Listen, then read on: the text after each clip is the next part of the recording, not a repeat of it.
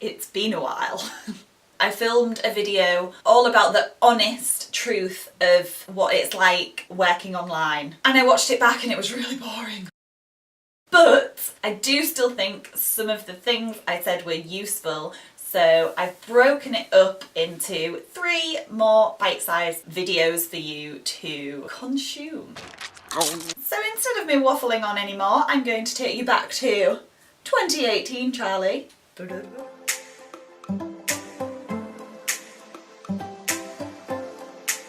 Hi, I hope you've been well. I'm back today to give a bit of a no filter review on what it's really like teaching with DaDa and with Cambly. Now this isn't a rant video because I don't believe in putting that kind of energy out into the world, because you just get more of that energy back, and that's just not what we're about here.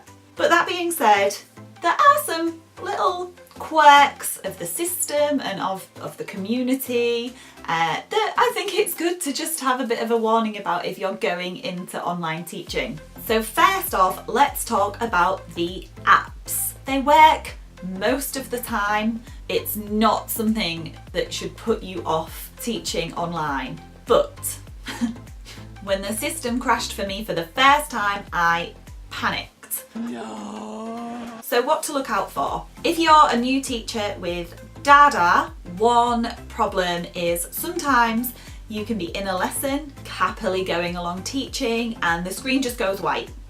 The whole screen.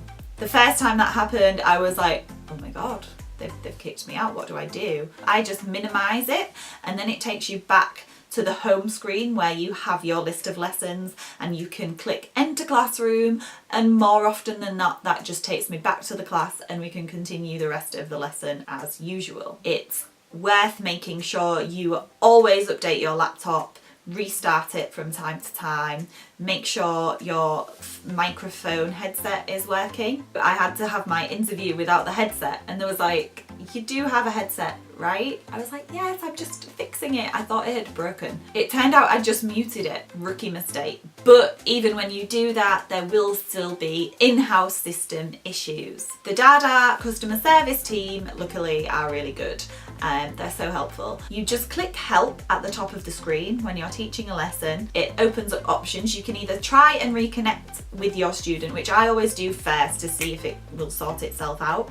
If the problem continues, you just pick from the selection of options like my student can't hear me, I can't hear my student's internet isn't great, and send DaDa a message and IT Online pops up straight away. So DaDa's IT support system are very comprehensive. But Cambly is a lot more basic than DaDa in its IT system. It's a more simple platform just designed to put people in touch to converse however they choose. Sometimes it's really slow to connect to students, sometimes the sound doesn't seem to work, but you just again jump out and jump back into the class and it works. I have had times where you don't connect, it says you're connecting but the internet is that slow, it's taking that long, but it times out and it says you didn't connect in time. Again, I think the best way to deal with this is communicate. Especially, it helps when it's a regular student, but sometimes it might be a brand new student and you don't want to look unprofessional to them. You do have a text box in Cambly to say, I can't hear you, please try and reconnect. You can't call the students, they call you. So it's up to them to reconnect. They should call you straight back. Sometimes that fixes it. Sometimes there's been no sound on either side, and when we've gone back into the call, it's worked. Like all jobs with technology, it's not going to be perfect.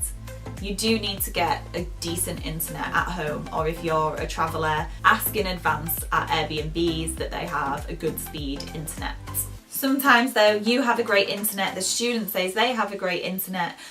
These systems are busy, a lot of people are using them. You can't fault them for not being perfect, because I don't believe anyone owns a website out there that is perfect. It's just one of those things to be prepared for. If you want to teach with either of these companies, my links are below, where they do give a tiny teeny commission to fellow current teachers that refer new teachers. And if you're right at the beginning and still want to learn to teach English, I've linked Costa Rica TEFL below, because who doesn't want to spend a month in Costa Rica? Like, really, are you crazy? I tried to keep that as short and sweet as possible. I know talking about tech can be a little boring, but it is necessary information for teaching online. Next week, I'm talking about the truth about the online teaching community.